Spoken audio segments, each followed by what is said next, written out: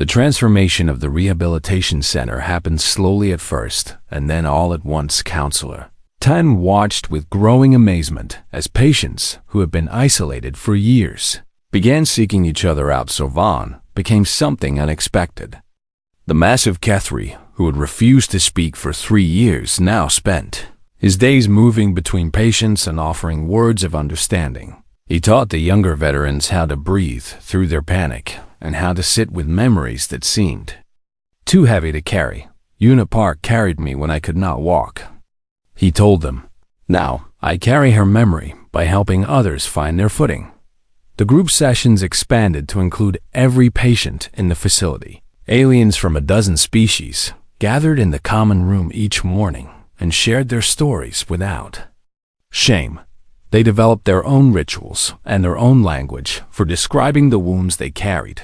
They called themselves the Marked. Not broken or damaged or contaminated, just marked by something that had changed them forever.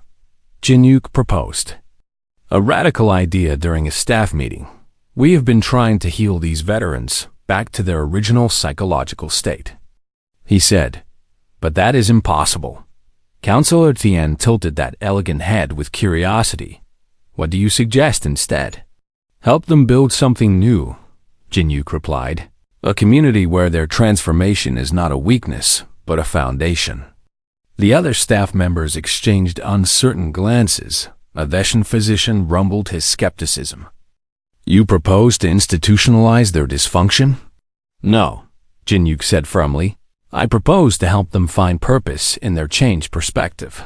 He gestured toward the common room where laughter could be heard for the first time in years.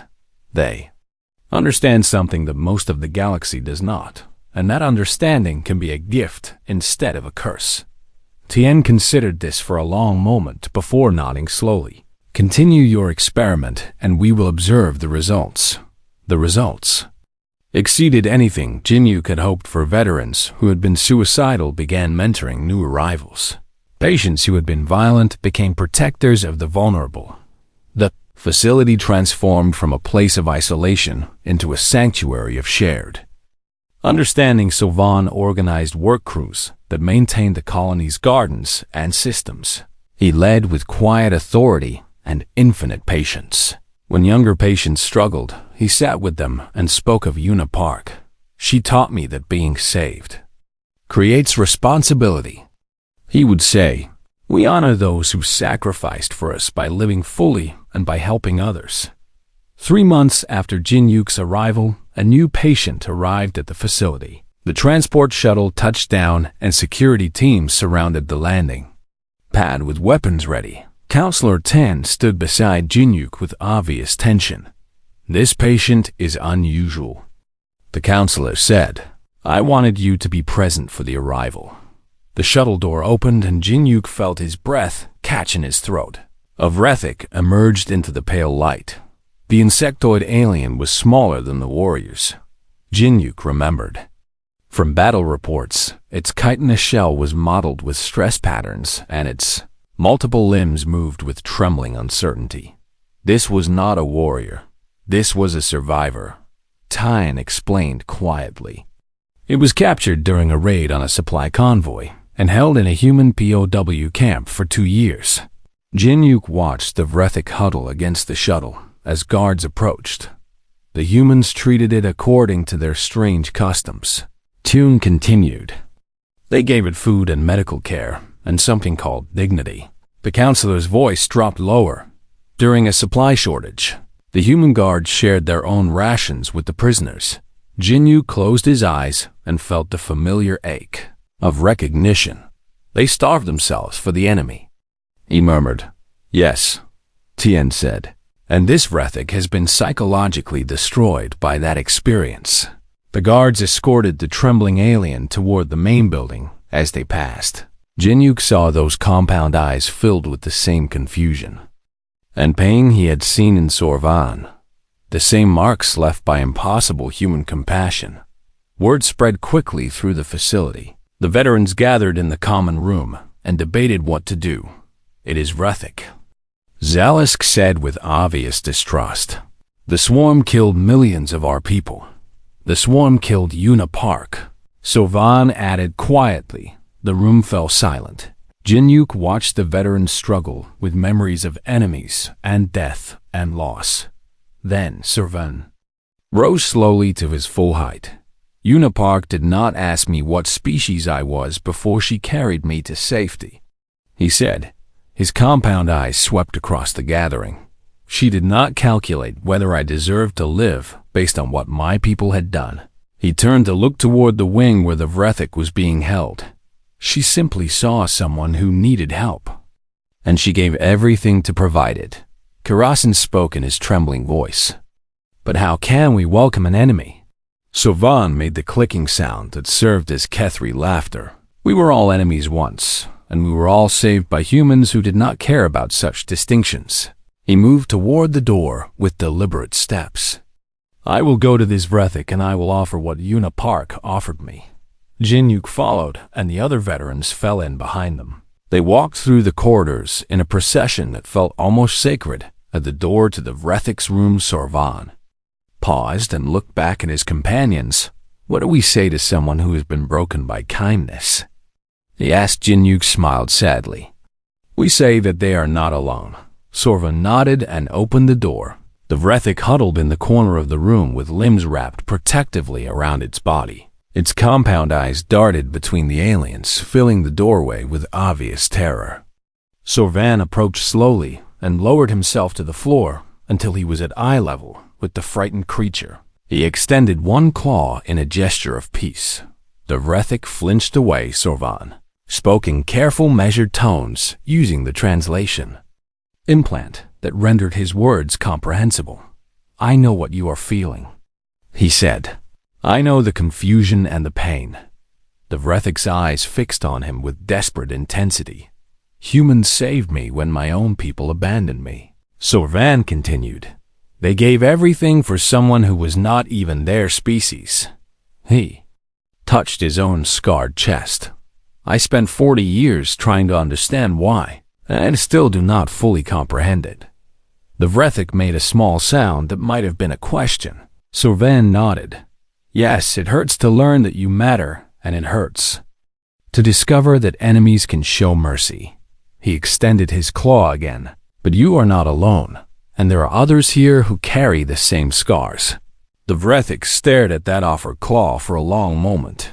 Then slowly trembling, it reached out and made contact. Sorvan clicked something in a language that sounded almost like English, and the Vrethik began to weep in whatever way its species could weep. Behind them, the veterans of a dozen species stood witness. Each of them remembered their own moment of breaking.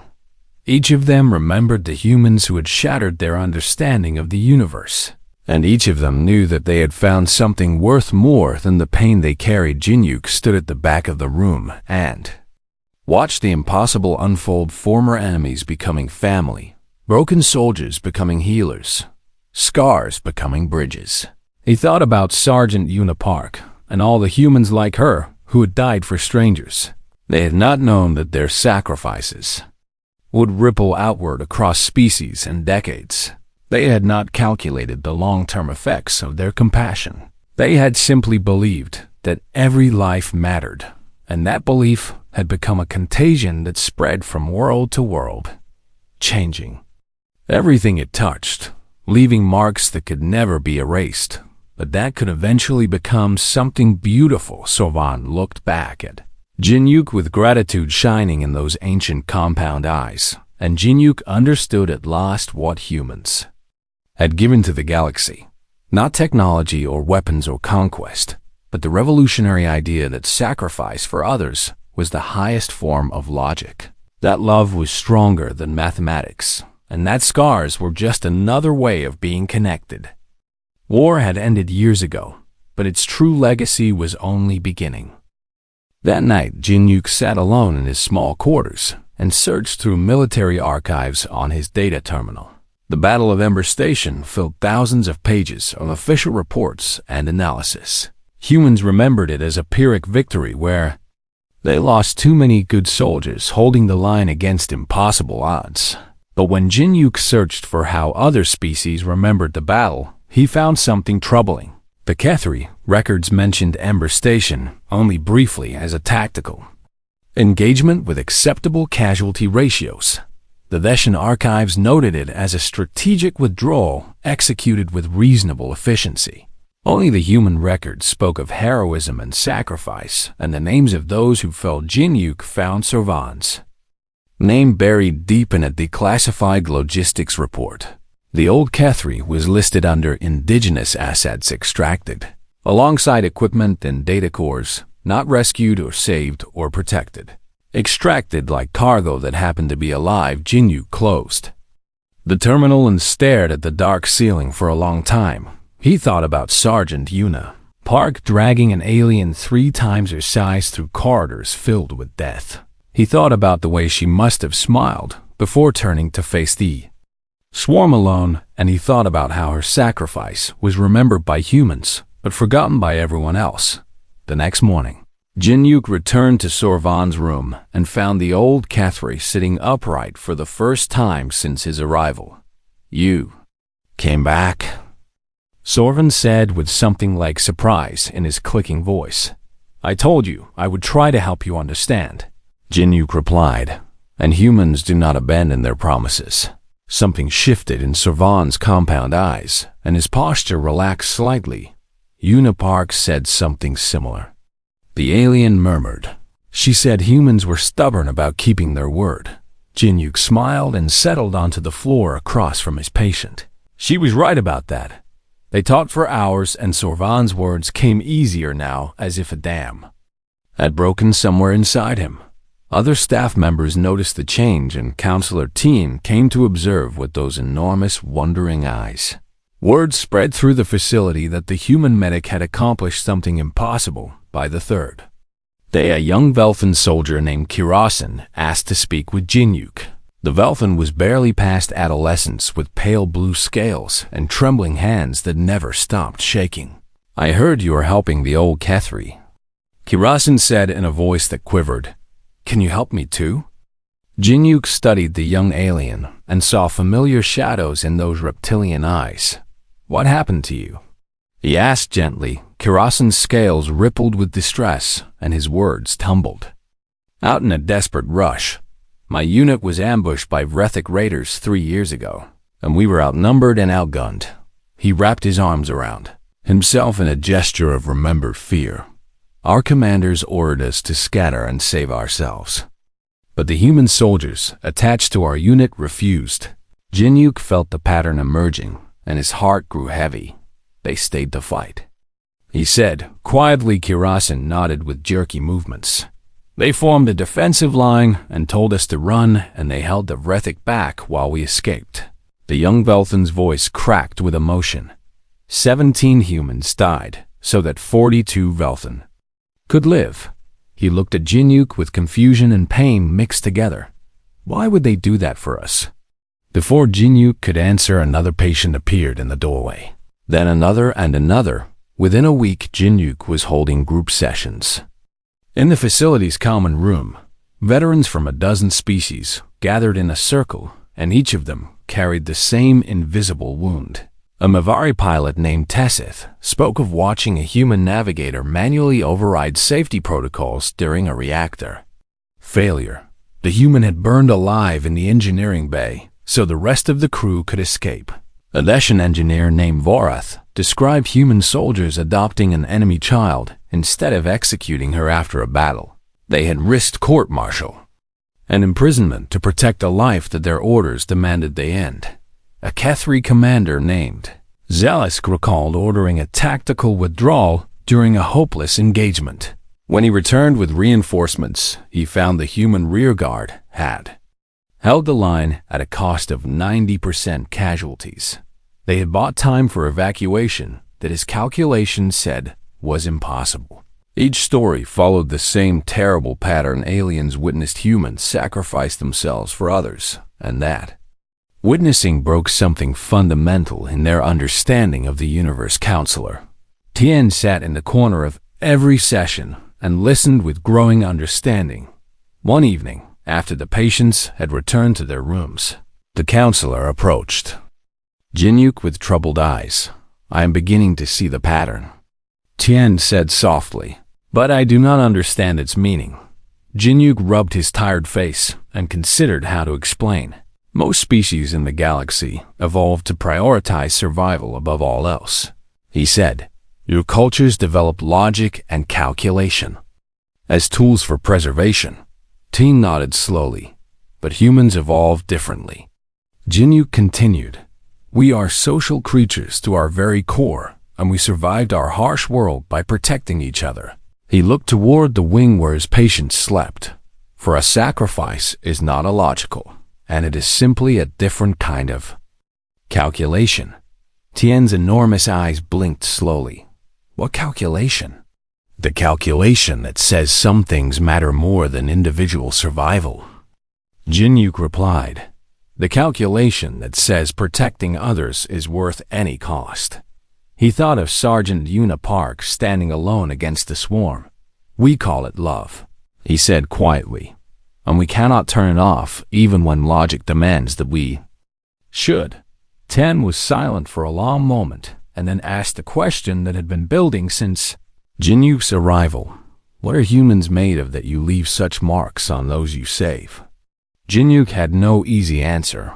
He only knew that across this small moon, a dozen aliens lay awake in the darkness. Each of them carried scars left by human compassion. Each of them had been broken by witnessing something their cultures could not explain, and each of them was waiting for a human to help them find a way to live with what they had learned. Jinyuk looked at Counselor Tien and spoke the only truth he understood. We are made of the same things as everyone else, he said, but we are raised to believe that every life has infinite value.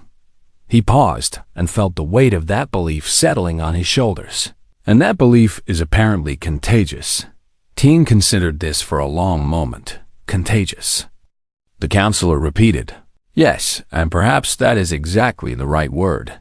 The Mavari turned to look toward the patient wing with new understanding in those enormous eyes.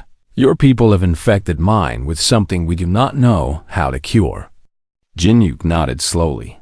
Maybe the answer is not to cure it, he said. Maybe the answer is to help them live with it. And that became the foundation of everything that followed. The group sessions became something that none of them had expected. What started as therapy transformed into confession, and what began as confession became communion. Jinyuk sat at the center of the circle each day and listened as aliens poured out wounds they had carried for decades. The Mavari pilot, Tessith, spoke first during the fourth week. Her delicate blue-gray hands trembled as she described the moment she understood what the human navigator was doing. I watched the temperature.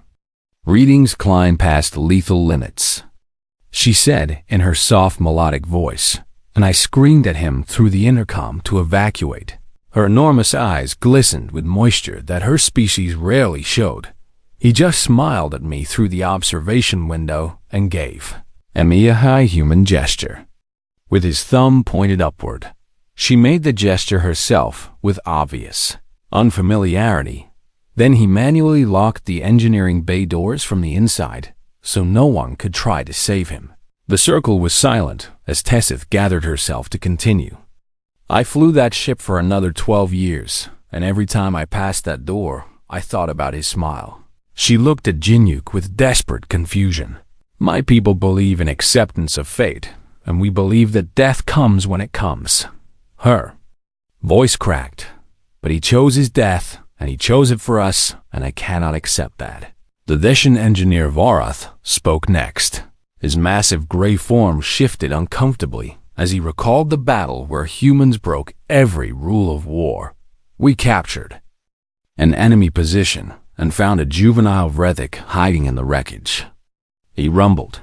Our orders were clear that enemy combatants of any age were to be eliminated. Vorath's 4 eyes blinked in sequence as he continued. But the human sergeant looked at that child and refused. He shook his heavy head slowly. She said that some orders were wrong and that killing children was something humans would not do. The engineer's voice dropped lower. The sergeant and her squad smuggled that child off the battlefield and found a neutral colony to take her in. He looked around the circle at his fellow patients. They risked everything for an enemy, and I could not understand why. Voreth's gray skin flushed with remembered emotion. My people believe in duty and hierarchy and following the commands of our superiors. His massive hands clenched together, but the humans taught me that some things are more important than orders. One by one, the veterans shared their stories. A Kethri scout who watched a wounded human soldier give his last ration pack. To a starving alien prisoner, a Velthan communications officer who heard a human captain order his crew to evacuate while he stayed behind to send a final distress signal. A Mavari surgeon who saw human medics work for 72 hours without rest to save alien patients they had never met. Each story followed the same pattern: humans doing the impossible, humans choosing others over themselves, humans breaking every rule of logic and survival for the sake of strangers, and each story ended the same way, with an alien left behind carrying scars they could not explain. The Kethri commander, Zealous words carried the weight of authority and age. My people taught me that war is mathematics, he said in his clicking voice. Resources and objectives and acceptable losses. His compound eyes swept across the circle. I fought for 30 years using those calculations, and I believe they were correct. His armored body shifted with discomfort. Then I served with humans, and I learned that they calculate differently. Zealous turned to look directly at Jinyuk. They count every single life as if it has infinite value, and they add them up in a way that breaks our mathematics. His mandibles clicked rapidly. When I ordered retreat at the Battle of Corval Prime, I expected the human rearguard to follow within standard tactical parameters. He paused, and his voice dropped to a whisper. They held for 6 hours beyond any reasonable limit, and they suffered 90% casualties. Zealous claws scraped against the floor.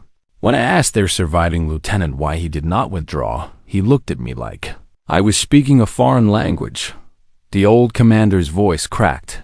He said that the evacuation ships needed time, and that giving time was their job. Zealous shook his massive head.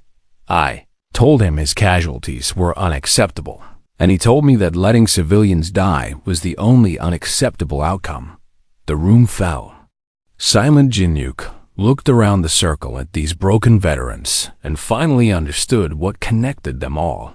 They had been infected with human values.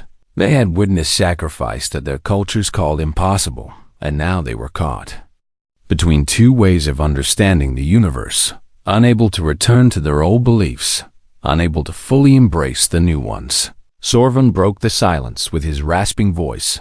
I went home after the war, he said. I returned to Kethri space and tried to explain what I had learned. His compound eyes dimmed with old pain. I told my people about Unipark, and about what she did for me, and about what humans believe. He made a sound that might have been bitter laughter.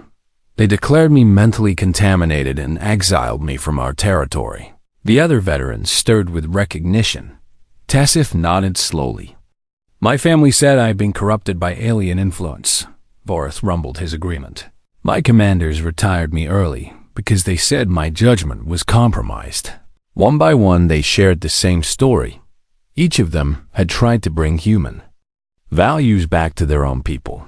Each of them had been rejected and cast out and declared broken. Kirasan, the young Velthan, spoke in a trembling voice. We learned something true, and our people punished us for it. Sorvan turned to look at Jinyuk with desperate hope. Is there a way to live with this knowledge without being destroyed by it? Jinyuk took a deep breath and considered his answer. He thought about all the humans he had known who struggled with similar questions, about soldiers who gave too much and could not find their way back, about healers who carried the weight of every life they could not save. Yes, he said finally. There's a way. The circle leaned toward him with unified attention. You cannot go backward, Jinyuk said, and you cannot forget what you have learned. He looked at each of them in turn. But you can build something new with the broken pieces. He reached out and placed his hand on Sorvan's armored arm. "You can become a community of those who understand." Sorvan stared at him, and something shifted in those ancient compound eyes. A new kind of family. The old Kethri whispered, "Yes," Jinyuk said. "A family bound not by species or culture, but by shared transformation." The veterans looked at each other across the circle. Different species with different bodies and different histories, but united by the same impossible scars, and in that moment something new began to form among them. The transport shuttle descended through pale green clouds, and Jinyuk Beek pressed his forehead against the cold window to watch the rehabilitation colony emerge below Varus 4. It was not a beautiful moon, but it served its purpose well enough, and the cluster of white medical buildings spread across the rocky surface like scattered bones. Jinyuk had spent 15 years as a combat medic in the Galactic Concordant forces, and he had seen enough war to last several lifetimes. Now he wanted something quieter, and this assignment at a veteran rehabilitation facility seemed like the right choice. The shuttle touched down with a gentle bump, and Jinyuk gathered his single bag of belongings before walking down the ramp into thin, recycled air. A slender creature waited for him near the landing pad, and Jinyuk recognized the species immediately. The Mavari stood barely 4 feet tall, with delicate blue-gray skin and enormous dark eyes that seemed to hold infinite patience. "Medic Beek," the Mavari said in a soft, melodic voice. "I am Counselor Teen, and I welcome you to the Varus Rehabilitation Center." Jinyuk offered a small bow of respect and replied, "Thank you for accepting my transfer request, Counselor." Tien's thin lips curved into something resembling a smile, and the counselor gestured toward the main building with a graceful sweep of one arm. "Walk with me, and I will explain your assignment." They moved across the dusty ground together, and Tien spoke in measured, careful tones. "We treat veterans from many species here, and most respond well to our standard therapeutic approaches." The counselor paused, and those enormous eyes turned to study Jinyuk with unsettling intensity. "But we have one patient who has defeated every treatment we have attempted for 3 years." Jinyuk felt his curiosity sharpen, and he asked, "What species?" "Kethri," Tien answered. "A shock trooper named Sorvan, who served during the siege of Ember Station." The name struck Jinyuk like a physical blow, and he stopped walking entirely. Every human who served in the Concordance War knew about Ember Station and the desperate battle that nearly broke the Alliance. "He was there?" Jinyuk asked quietly. Tien nodded slowly and continued walking. "Forcing Jinyuk to follow Sorvan. Refuses to speak with our staff, and he will not eat properly, and he responds to most species with extreme violence." The counselor's voice carried a weight of exhaustion and frustration. "We have tried Kethri, therapists and Nivari counselors, and even Deshan empaths, but nothing reaches him." They entered the main building and walked down clean white corridors that smelled of antiseptic and recycled air. "Why do you think I can help?" Jinyuk asked. Tyne stopped before a heavy sealed door and turned to face him fully. Because Sorvan served alongside human forces, and because his trauma seems connected to that experience. The counselor's enormous eyes held something that might have been hope, or might have been desperation. Perhaps a human presence will unlock something we cannot reach. Jinyuk stared at the door and felt uncertainty coiling in his stomach. He had treated many wounded soldiers during his career, but psychological trauma was different from physical wounds. "What should I expect in there?" he asked. Tien pressed a code into the door panel and answered. "Sorvan is large even for a Kethri, and he has been violent before, but we will have security standing by." The door slid open with a soft hiss, and Jinyuk stepped into a sparse room with reinforced walls and minimal furniture. The Kethri sat in the far corner, and Jinyuk had to suppress his instinctive reaction to the alien's appearance. Sorvan stood nearly 8 feet tall when upright, and his insectoid body was covered in dark chitinous plates scarred by old wounds. forearms hung at his sides, and his compound eyes reflected the overhead lights like shattered mirrors. The Kethri did not move when Jinyuk entered, and those fractured eyes tracked him with predatory stillness. "Sorvan," Tin called from the doorway. "This is Medic Jinyuk Beek, and he will be working with you."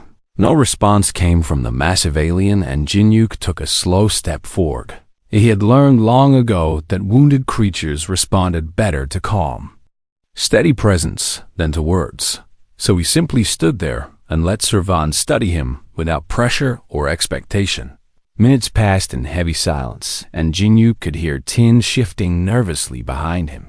Then something changed in Sorvan's posture, and those forearms twitched with sudden tension. The Kethri's mandibles began clicking together in a pattern that Jinyuk almost recognized. It took him a moment to understand what he was hearing, and when he did, his heart clenched painfully in his chest. Sorvan was speaking human military pidgin in the broken, clicking way that Kethri mouths could manage. "Medic," the alien rasped. "Human medic." Jinyuk felt his throat tighten, and he nodded slowly. "Yes," he said. "I am a human medic." Sorvan rose from his crouch with painful slowness, and those compound eyes never left Jinyuk's face.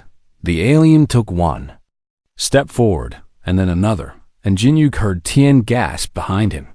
"He has never approached anyone willingly."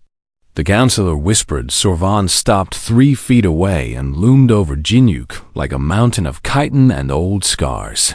Those mandibles clicked again, and this time the words came clearer.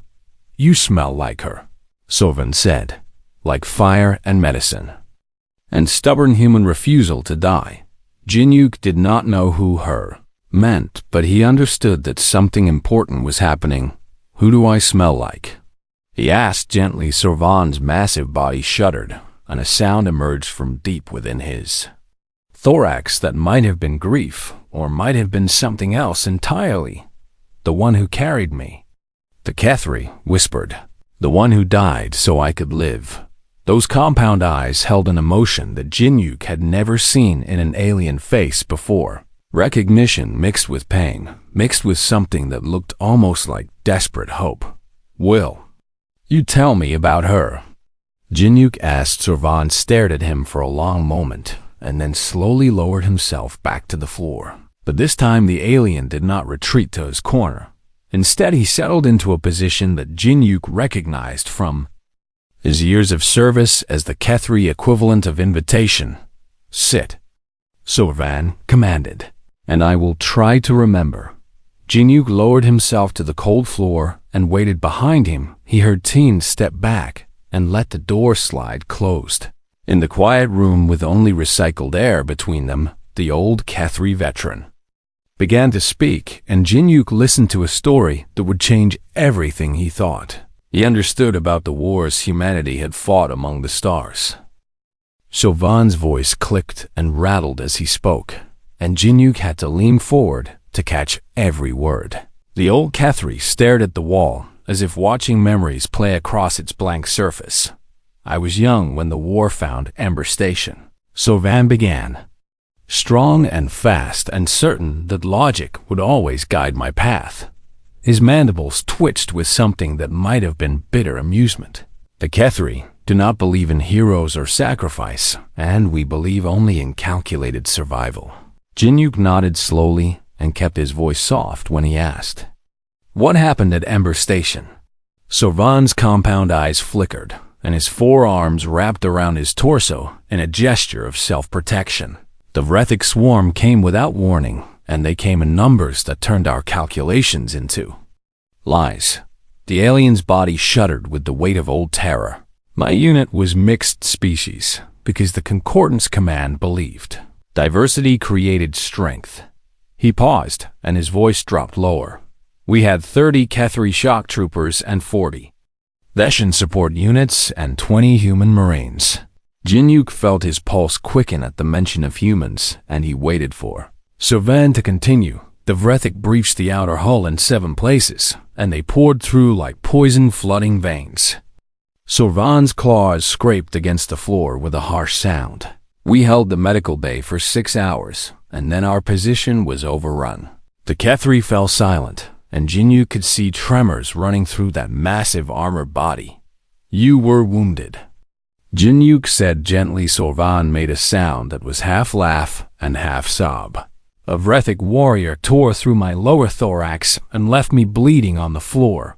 He touched the old scars on his body with one trembling claw. My Kethri, commander, looked at me and performed his calculations and determined that I was acceptable losses. The words came out flat and cold, but Jinyuk heard the ancient pain beneath them. He ordered retreat and left me there to die. Sorvan's compound eyes turned to Jinyuk with terrible intensity. "Do you understand what that means for a Kethri soldier?" Jinyuk shook his head slowly. "It means I was valued and weighed and found insufficient." Sorvan explained, "It means my life had a price, and that price was not worth paying." The alien's voice cracked with emotion that seemed foreign to his species. "I lay there bleeding, and I accepted my death because that was logical." He paused, and his mandibles clicked rapidly. "And then she came." Jinyuk leaned forward and asked, "Who?" "Sergeant Una Park," Sorvan whispered. "Human combat medic attached to our unit." The name hung in the air between them like something sacred. She was small even for a human, and she had dark hair that she kept tied back, and she smiled at wounded soldiers as if their pain was her own. Sorvan's voice softened with memory. When my commander ordered retreat, she refused to obey. Jinyuk felt his chest tighten with recognition of something essentially human. "She came back for you," he said. Sorvan nodded his massive head slowly. "The Vrethic were everywhere and the corridors were filled with death, but she came back for me." His claws clenched against the floor. "I told her to leave, and I told her I was acceptable losses. And I told her the logic demanded my death." The Kethri made a sound that might have been a laugh in another species. "She told me to shut up." Despite the weight of the story, Jinyuk felt a small smile tug at his lips. "That sounds like a human medic," he said. Sorvan's compound eyes held something that looked almost like wonder. "She was so small and I was so large, but she dragged me through 3 kilometers of compromised corridors." His voice trembled with the memory. "Every time I told her to leave me, she just pulled harder and said words I did not understand." "What words?" Jinyuk asked. Sorvan clicked his mandibles together slowly as if tasting the sounds. "She said that no one gets left behind, and she said that every life matters. And she said that she would carry me to hell and back if that was what it took." The alien's body shook with emotion. "I did not understand, and I still do not understand." He looked at Jinyuk with desperate confusion in those fractured eyes. Why would she risk everything for one wounded alien who had already been calculated as acceptable losses? Jinyuk took a deep breath and considered his answer carefully. "Because humans do not calculate lives," he said finally. "We feel them." Sorvan stared at him and the silence stretched between them. "She got me to the evacuation shuttles," the Kethri continued in a hollow voice. "And then the Vrethic caught up with us." His 4 arms wrapped tighter around his body. The shuttles needed time to launch, and someone had to hold the line. Jinyuk knew what was coming, and his heart ached with preemptive grief. Una Park stood in that corridor with her rifle, and she looked at me one last time. Sorvan's voice broke entirely. She smiled and she said that I had better live a good life, and then she turned and faced the swarm alone. Tears would not come to Kethri eyes, but Jinyuk saw something worse. He saw a soul that had been broken by an act of love it could not comprehend. She died holding that corridor. Sorvan whispered, "She died so the shuttles could escape, and so I could live." The alien looked at Jinyuk with anguish that transcended species. "My people believe in logic and calculation and acceptable losses, but she believed in something else entirely." His mandibles clicked in the broken pattern of human military pigeon. "I have spent 40 years trying to understand, and I cannot." Sorvan's voice dropped to barely a whisper. I dream of her every night, and I wake screaming in the language she taught me. He reached out one trembling claw and touched Jinyuk's shoulder with infinite gentleness. English, the old Cathri said. She taught me English so I could tell her stories while she carried me through hell. Jinyuk felt tears sliding down his own cheeks, and he did not try to hide them. She was a good soldier, he said. She was a good human. Chauvin nodded slowly and withdrew his claw. She was impossible, the alien whispered, and she left scars on my soul that will never heal. He looked at Jinyuk with something that might have been hope. But perhaps you can help me understand why she did what she did. Jinyuk reached out and placed his human hand on Servan's armored chest. I will try, he promised. I will try to help you understand. And in that moment, both of them knew that this was only the beginning of a much longer journey.